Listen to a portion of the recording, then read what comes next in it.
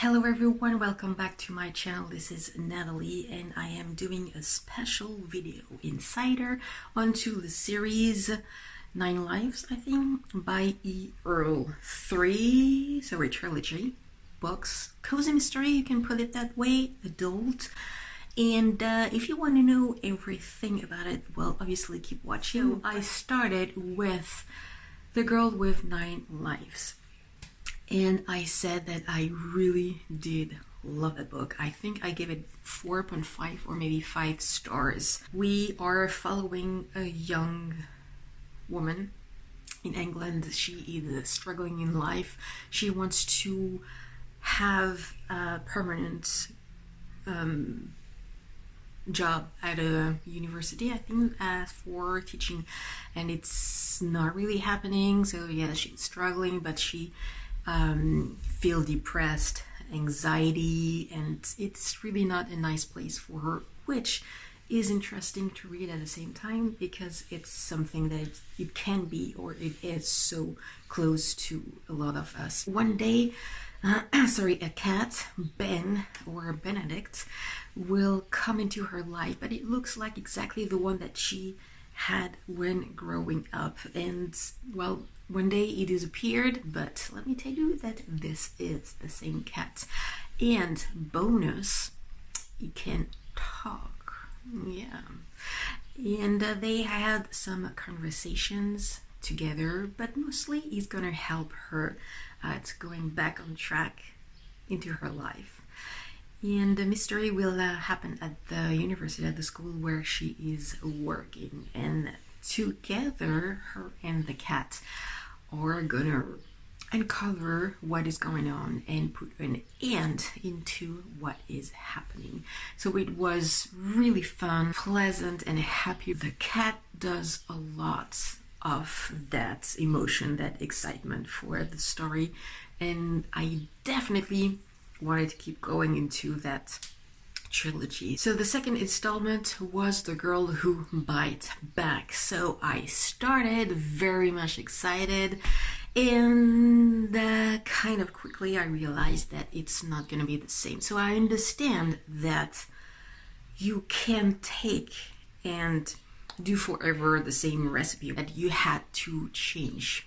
But one of the main elements in this series is Benedict the cat, and in the second installment he is barely used. He is a simple cat. The young woman, which I still had forgot her name, she received from her biological father, who died, the shack that he had.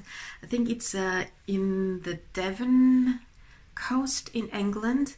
Anyway, it's a place where you can have some surfing lesson, and it's a bar at the same time. It's very young and friendly, and it's part of a community, and it makes the community. So she's going there mostly to see how it looks like, and she wants to sell it eventually because she's gonna realize that it doesn't make any money, and actually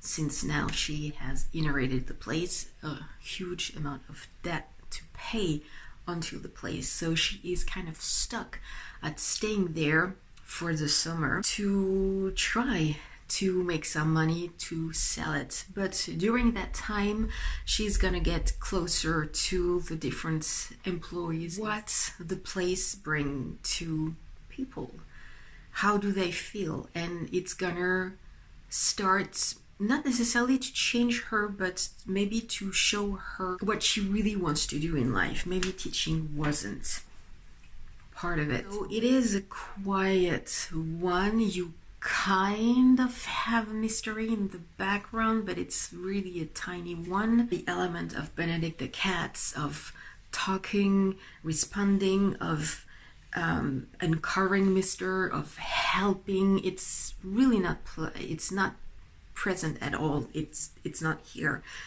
and for me it's a lack, because well, it was the element for me keeping reading that series or enjoying the first one. I gave it 3 stars because it wasn't so bad. The Girl with 9 Lives, it was 4.5 or 5 stars, so it's quite a difference. Then I kept reading right away with the last one of the trilogy, The Girl with 10 Claws. It's pretty much the same thing. 3 stars. We are keep following her there with her, the shack, and the mystery kind of in the background is coming more. It's the same thing again with Benedict the cat. It's only at the very end, like the very end, that he's gonna come and help.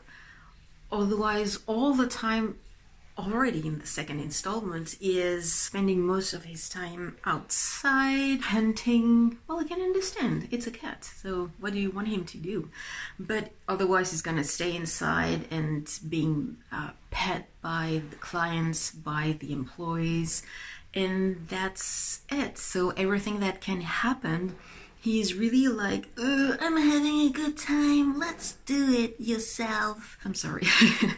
It really sounded really mean saying that way, but that's how it felt. It wasn't enough for me to enjoy the third, or I would say the whole trilogy by itself. I will just suggest you to go for the first one, The Girl with 9 Lives, because for me, with now my experience of reading the trilogy, it's a standalone. I don't know if Earl wanted to, at the beginning, she always wanted to keep going. The essence of that series is really more Benedict the cat than her, or what can happen.